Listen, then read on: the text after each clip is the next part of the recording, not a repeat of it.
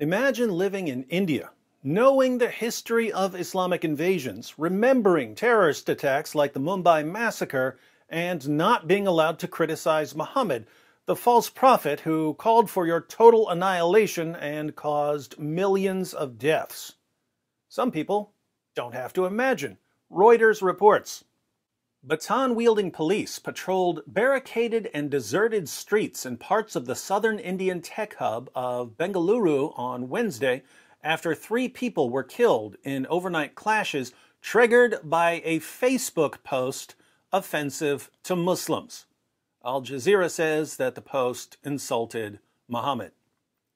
The violence began late on Tuesday with mobs pelting stones, burning vehicles, and setting a police station on fire, and lasted until the early hours of Wednesday. Dozens of people were wounded. Seeing that much fire, smoke, and the violence was really scary. I was really frightened.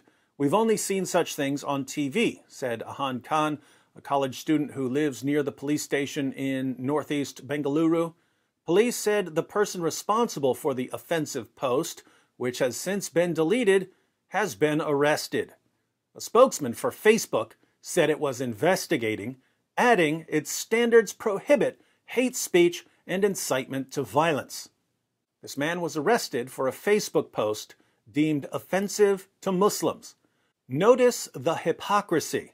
We open the Quran and we read Surah 98 verse 6, where the great God Allah declares, "Verily, those who disbelieve in the religion of Islam, the Quran, and Prophet Muhammad, from among the people of the Scripture, Jews and Christians, and al-mushrikun, will abide in the fire of hell.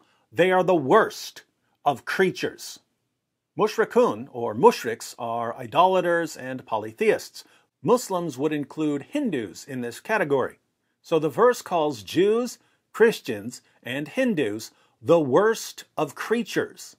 According to Muhammad, Jews, Christians, and Hindus are lower than dogs. We're lower than insects. And yet, if you criticize Muhammad for calling you and your family and your friends the worst of creatures, you could go to jail for offending Muslims. Bengaluru Police Commissioner Kamal Pant said his officers had initially tried to hold back around 1,000 protesters using batons and tear gas, but then opened fire. The police had no escape, and they had to resort to firing, and 3 people died, Pant said, adding that 110 people had been arrested for alleged vandalism and attacking the police. The 3 victims were Muslim men aged between 19 and 21, said Rizwan Arshad, a Congress Party lawmaker in Bengaluru who reached the police station amid the violence on Tuesday night to appeal for calm. A medical officer at the government-run Bowring Hospital said they had treated at least 27 injured policemen and 12 protesters, including 3 who had suffered gunshot wounds. 3 Muslims dead, dozens of police injured. Why? Because of a Facebook post. A police official said an emergency law prohibiting gatherings had been imposed in Bengaluru, a city of 12 million people known as India's Silicon Valley. Police gave the first name of the accused man as Naveen and said he was the nephew of a Congress politician whose house was attacked and burnt in the violence. The politician, R. Akanda Srinivasa Murthy, appealed for calm in a video message carried by media. "We're all brothers. Whatever crime has been committed, let the law teach them a lesson," Murthy said.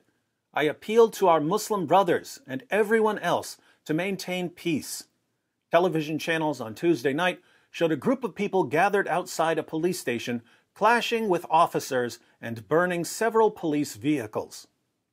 Welcome to Islam, the religion that calls for the violent subjugation of the entire world and then calls for more violence if you criticize the violence. You know, I can't control what politicians and police do in India, but I can control what happens on my YouTube channel. And here at Act 17 Apologetics, we'll be talking about Muhammad all week long, live, every night. I'll pin the links in the comments section.